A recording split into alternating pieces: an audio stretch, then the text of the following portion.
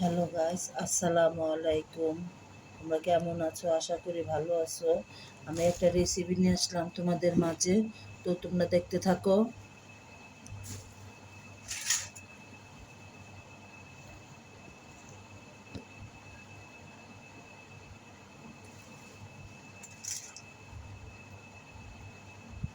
দুনিয়াতে মানুষের উপকার করতে নাই, উপকার করতে গেলে মনে করেন ঝামেলা হয়। নিজের ঝামেলা, পরের ঝামেলা নিজের কাঁধে ফালাইতে হয়। মানুষের উপকার করতে গেছি, এখন নিজের মনে করেন পিছন দিয়ে একটা বাঁশ নিয়ে দাঁড়ায় রয়েছে। কারণ মানুষকে উপকার করি ভালোর জন্য, সেই মানুষ কি করে?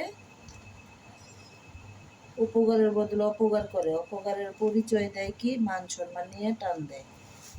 একটা পাশের ফ্ল্যাটে একটা মানে বান্ধবীর মতো ছিল, তো ওর হাজবেন্ড ধরেন মাছের ব্যবসা করতো।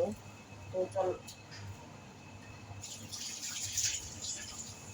চলাফেরা করতে খুবই ওর সমস্যা হয়ে গেছিল। তো আমি কিছু টাকা দিয়ে সাহায্য করছিলাম।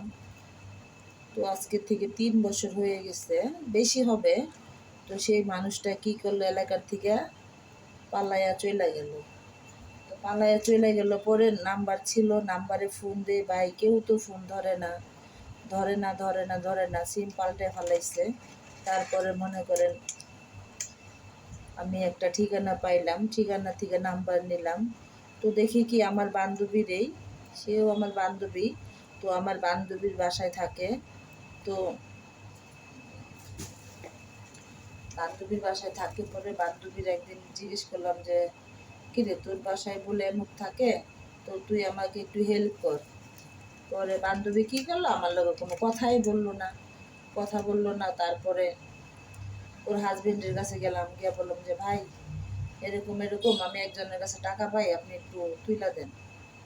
তো বান্ধবীর মধ্যে তো বললো কি, না না, এই ঝামেলা আমাদের কাঁধে আসা দরকার নেই, দেওয়ার সময় কি আমাদেরকে বলে দিছস। তারপর বললাম কি, আরে ভাই, মানুষ যে একটা উপকার করে সেটা কি কারো গিয়া বইলা করে যে আমি অমুকের এই উপকারটা করতেছি?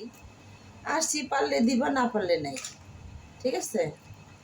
পরে কি করলো, ওর হাজবেন্ড যাও বললো, লোকটা তো ওদের বাড়িতেই থাকে, তো ওর হাজবেন্ড যাও বললো, ওই কি করলো, মধ্যে বেটু দিয়ে দিল, বেটু দিয়ে দিল ভাই। তাই কি টাকাটা তুলতে আমার অনেক কষ্ট হইতেছে। তো জীবনে ও বান্ধবীটা যদি চেষ্টা করতো তাহলে আমার টাকাটা তুলে দিতে পারতো, কারণ ওর বাসায় থাকে, তো পারতো। ওর হাজবেন্ডে মানা করে দিল।